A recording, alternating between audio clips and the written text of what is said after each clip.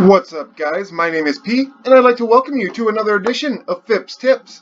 In today's episode, we're going to take a look at the market. We're going to check out its top performers. We'll have a look at today's biggest winners and the biggest losers.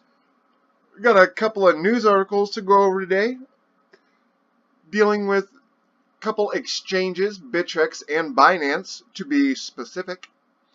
Then we're going to wrap it all up with a little bit of Bitcoin technical analysis. We're going to check out that bounce and see what's happening. All that and more coming up. Stay tuned. And guys, we are on coinmarketcap.com. The market cap currently sitting at $334.6 billion with a 24-hour trading volume of $16 billion and Bitcoin dominance checking in at 38.7%. Of our top five, Bitcoin up 3.3%, Ethereum up 5.66%, Ripple up 4.34%, Bitcoin Cash up 4.5%, and EOS up 5.87%. Everything against Bitcoin today, guys, we have Huobi token up 17.71%, Ethos up 16.85%, IOTA doing things today, up 12.46%. Gas up 11.19%. Strange that gas is up that high, but we don't see NEO that high. Weird. And finishing out the top five there, we have Ontology up 10%. Our biggest gainers and losers today, guys. We have Titanium Blockchain up 211.94%. Authorship up 154.11%. Our Bittrex up 90.78%. Swiss Borg up 66.33%. And Kubera Coin still on the rise, guys, up 60.91%. Our biggest losers of the day, Future X down 64.76%, Bastinet still declining, down 48.36%, B2BX down 32.67%, Metablock down 31%, and Titanium Bar down 30.36%. That'll do it for our biggest gainers and our biggest losers, guys. We're going to move on into our news section. Bittrex secures banking partner, and it's going to offer USD pairs to select US customers. We'll find out more. Stay tuned. Bittrex secures banking partner will offer USD pairs to select US customers. U.S. cryptocurrency exchange Bittrex has revealed that it has secured an agreement with several financial institutions that will see some American customers offered Bitcoin USD pairs alongside pairs of stablecoins, Tether, and True USD. Those select customers will mostly be corporate clients and only in certain states. Bloomberg reports that New York's Signature Bank will be holding a majority of the dollar-related funds, with other firms helping as appropriate. They are quoted as saying, "It's been a long path. It's not just about banks being able to trust Bittrex, it's about banks being able to trust crypto in general. And I think it's really showing that crypto is turning the corner in terms of mainstream acceptance," said Bill Shahirha, Bittrex Chief Executive Officer. Purchasing cryptocurrency directly with the US dollar is increasingly difficult due to the strict anti-money laundering, or AML, and Know Your Customer KYC regulations passed down by the government. Bitfinex was famously released of support by Wells Fargo & Co. last year in an all-too-familiar story. The financial institution too cautious of participating in cryptocurrency trading due to supposed exposure to involvement in criminal activities. While a brand new fiat to crypto on-ramp has been created, it will only be for corporate customers in New York, California, Montana, and Washington.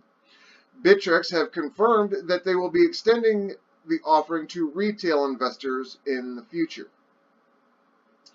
So guys, what do you think? Drop me a comment down in the comment section. Bittrex being one of my favorite exchanges to use, just because it's an American exchange, guys. I really wish that Bittrex would get on board with like having their own sort of utility token, the way Binance does and Huobi does, or KuCoin. Like if they would get their own utility token and add more cryptos that I personally like to hold, I would use Bittrex solely. Nothing against any of the other exchanges. I like the interface with Bittrex more than any other exchange, so that's just the one that I like to use most, guys. Now, with the KYC, every exchange has this. This is nothing new.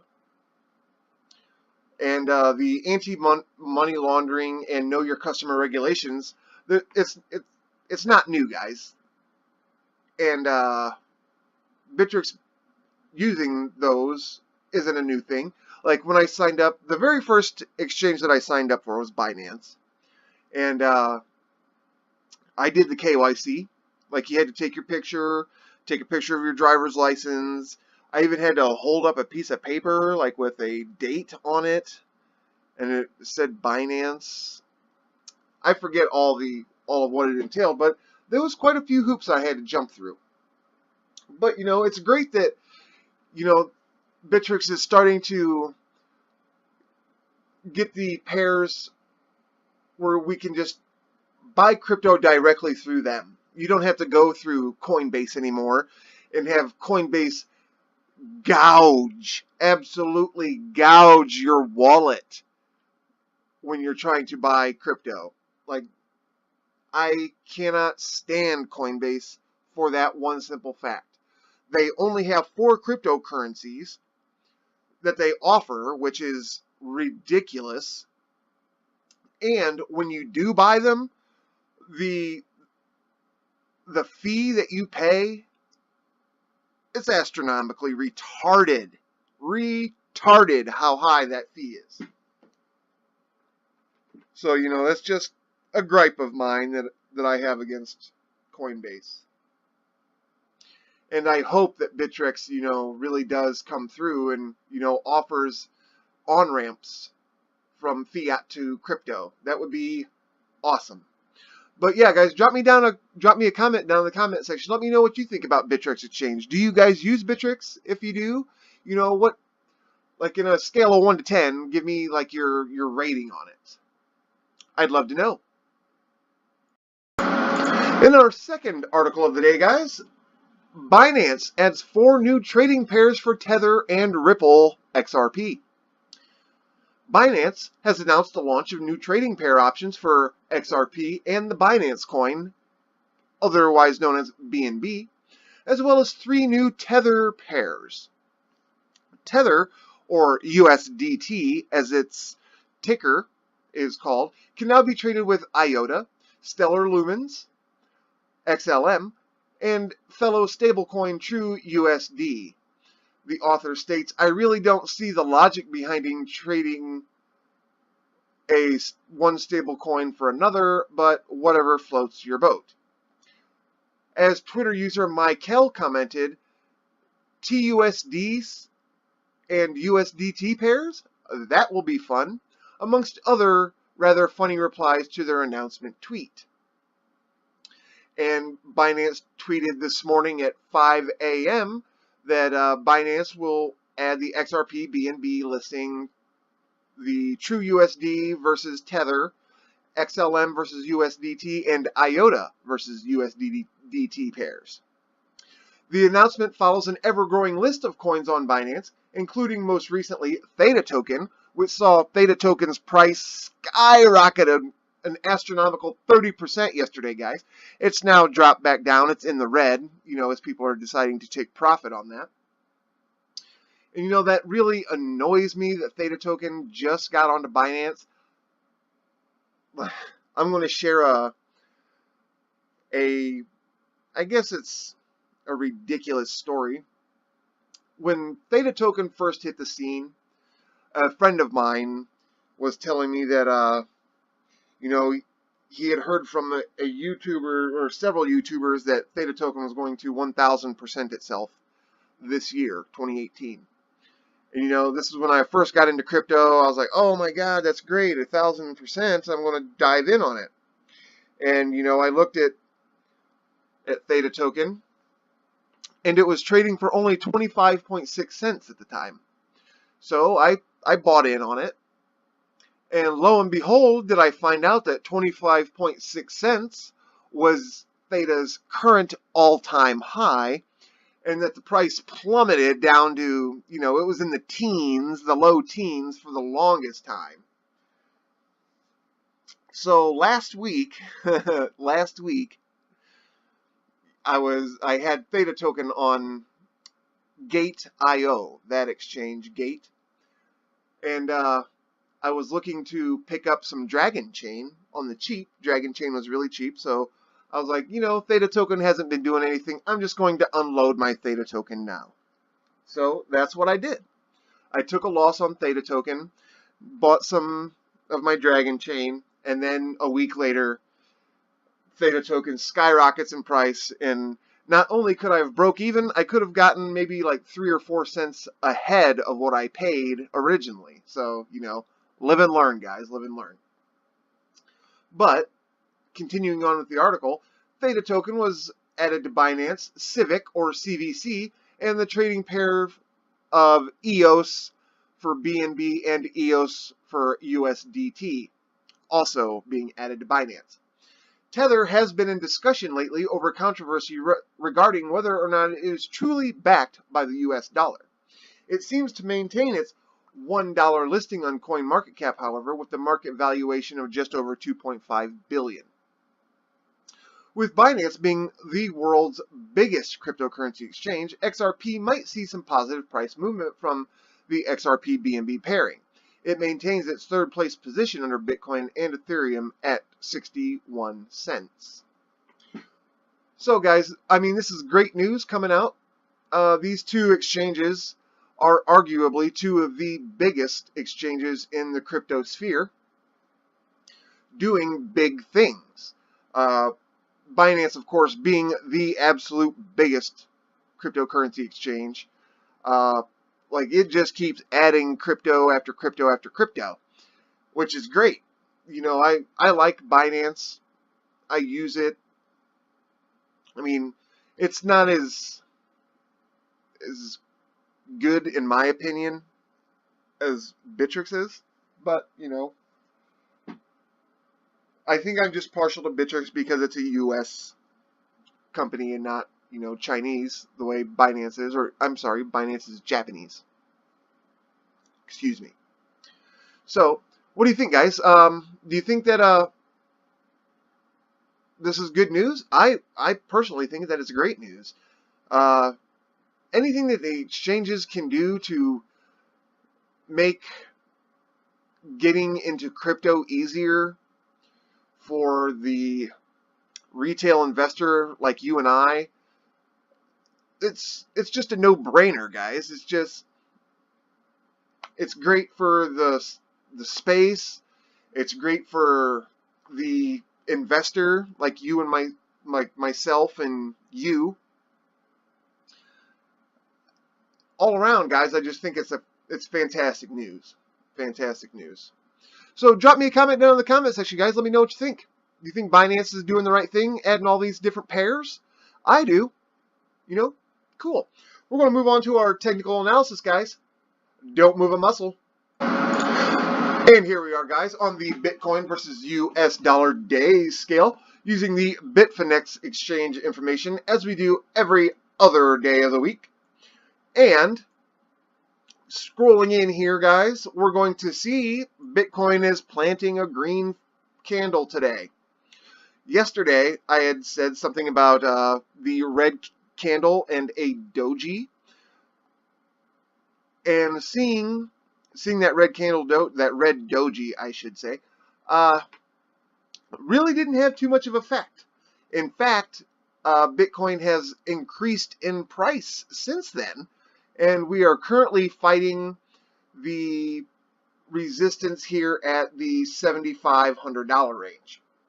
Now, if we go to our 4-hour scale and have a look here, we can see that that false flag that I was talking about yesterday did in fact break down the way that I described that it would, but there was a sharp upturn and there was a spike around midnight last night, or this morning I should say, huge big green candle, and now we're just trending sideways to the right. Actually, what this is doing, guys, is making a bull flag. Not this false flag that I had showed you yesterday, where the pole, where the flag, you know, stretched up above the pole. Here the pole, if I can, I'm going to go ahead and zoom in here, guys. Let's do it like that. I'm going to grab a trend line just for the pole. I'm going to draw it right there. And you know what, guys? I think I want to change the color of this thing to something a little more visible. How about a puke yellow? Nah, we don't like that. Let's go with a bright dark green. I'm going to thicken the line up just so we can see it. And I'm actually going to change that color again because you can't really see it against that other. Man, I'm just picking all the wrong colors right now. Yellow it is. So there we go. Now I'm going to grab my drawing tool, and we can see here, I want to scroll on a little bit more so we can get a better view of these candles on the 4-hour chart. We can see that they're just trending right, meaning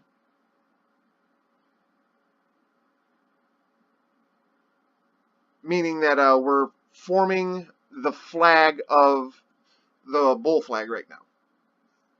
Now, what we do know from bull flags, guys, is that once this flag has finished, or once the pattern has finished, bull flags are generally a bullish sign. So we could assume that from here, the price is only going to go up. But, and I know, guys, everybody hates to hear that big but I don't believe that this run is going to be anything, you know, long-lived. And the way we can tell is, I want to zoom back out here. We're going to check out a couple of indicators. We're going to turn on our volume indicator. And as we can see, I want to zoom back in again. We got some green candles going on. We had one red one this morning about 8 a.m. We are still on the 4-hour chart, by the way, guys. And the only reason I'm on the 4-hour chart, it gives us a little bit more price action. We get to know what's been going on all day, as opposed to the day scale, which only posts one candle per day. The 4-hour chart will actually post 6 candles per day.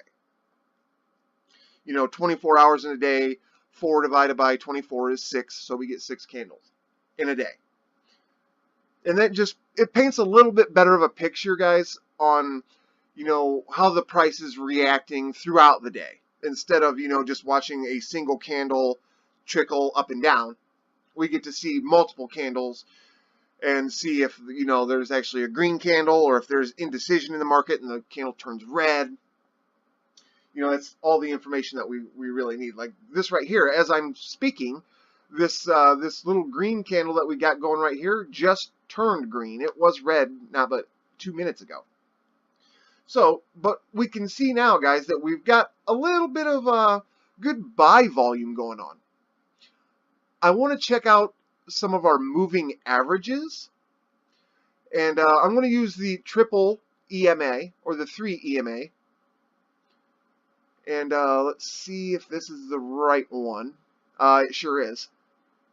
And I have it set correctly for the 50, the 100, and 200 hour averages.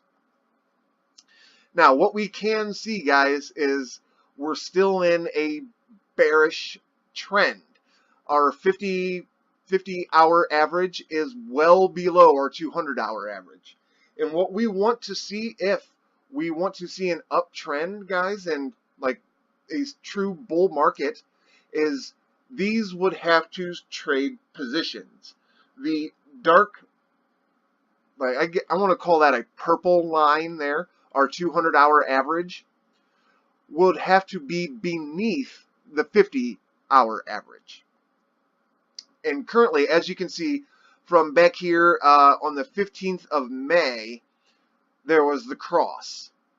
And when that happened, the price plummeted. And then from there, guys, we've just been in a downward trend since. But we had our little bit of a bounce here yesterday, or over the weekend, I should say, maybe Monday. And now we're trying to press back up. But we are, again, having trouble meshing through into that $7,600, $7,700 range. But what we do see here, guys, is the 50-hour average is actually acting as support. I'm going to zoom in here so we can get a good look at that. But you can see the red line here trending right under our candles. Like the candles are bouncing off of that. So that is a good sign, guys. That's a great sign that the 50-hour is acting as a bit of support for Bitcoin currently. Now, what we need to do is we need to move away from that, like not keep bouncing on it, because eventually, if we do keep bouncing, I have a feeling that we will just fail and fall back through and back down. So what we want to see is this candle actually turn green and then just continue trending up. We'll have to punch through the 100-hour moving average. That will act as a line of resistance, as will the 200-hour if and when we do make it up through there. Now, what we can see, guys, what I want to do is zoom out again. I want to grab our box, like our rectangle here, and I'm going to start marking out our zones of support and resistance again from where we are. And right now, we're sitting at a bit of support on the 7,500 range, but it's also a line of resistance that we're trying to push through.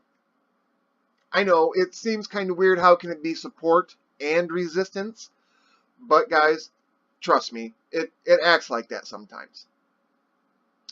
So I'm going to go ahead and grab our square, and we're going to draw out where exactly our next bit of resistance that we'll have to push through is coming. And it's going to be right through here, guys.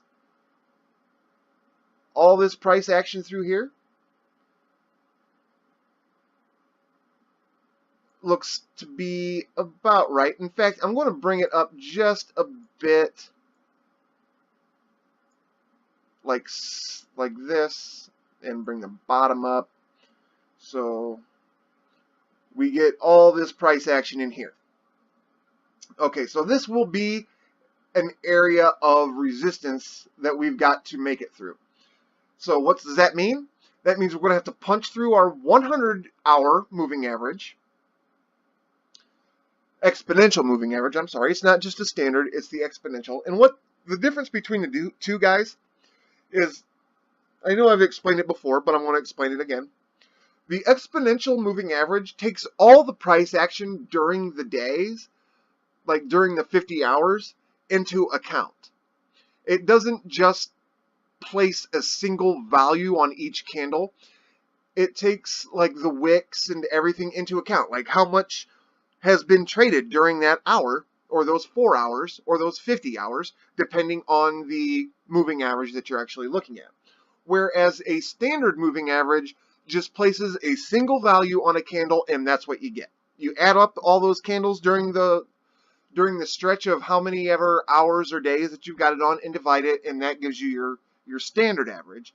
Whereas the exponential actually takes into consideration all the price action that's been going on during those hours. So now that we've got that cleared up, or I shouldn't say cleared up, but explained a little bit better. And if you have any more questions, guys, there is a website I would like to point you to. In fact, I'm going to show it to you right now. It's called Investopedia. Investopedia.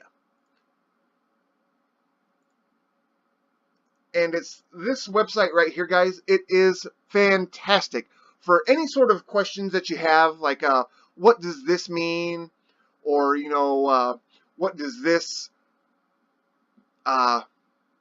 pattern represent, or what does this pattern mean. So it's a great tool to use for information.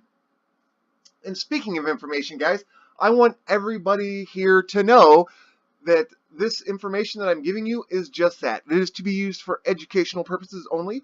I am not a financial advisor. This is not to be taken as financial advice.